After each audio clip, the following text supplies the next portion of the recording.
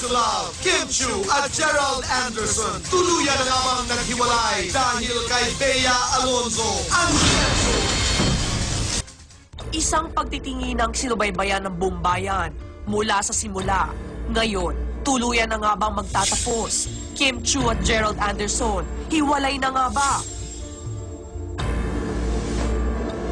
Mula sa kanilang kakaibang chemistry on-screen, naging saksi ang lahat sa pag-usbong ng espesyal na pagtitinginan ni na Kim at Gerald hanggang sa tunay na buhay. Mula sa pag-amin nilang MU na sila, lahat umaasang magtatagal ang real and real-life partnership ng dalawa.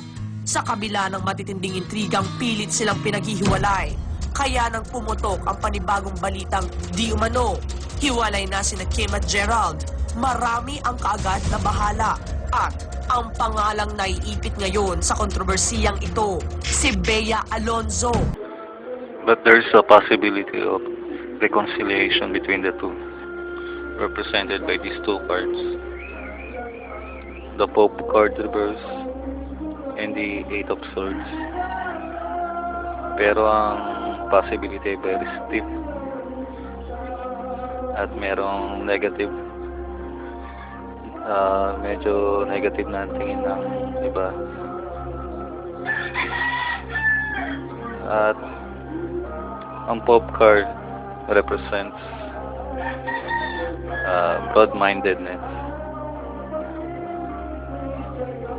tsaka anarchy. Ibig sabihin, hindi na sila papa-apekto sa iba. Sariling gusto na nila yung kanilang susundin. So, hindi na sila susunod sa mga utos ng iba. And the Eight of Swords. Pero somehow, magkakaroon pa rin na restrictions. Kahit na may anarchy, somehow they will feel restricted in some way.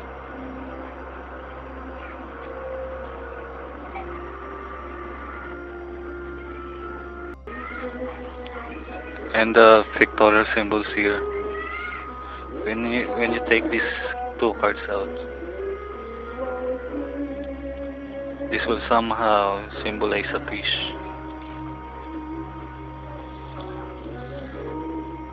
Here, this is the tail, and this is the body of the fish.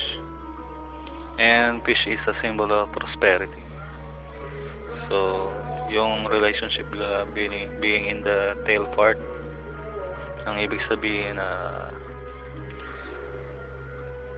talagang they symbolize the breakup at saka yung end of team up dahil nasa tail part na talagang medyo pawala na yung team up nila at saka yung prosperity ng team up.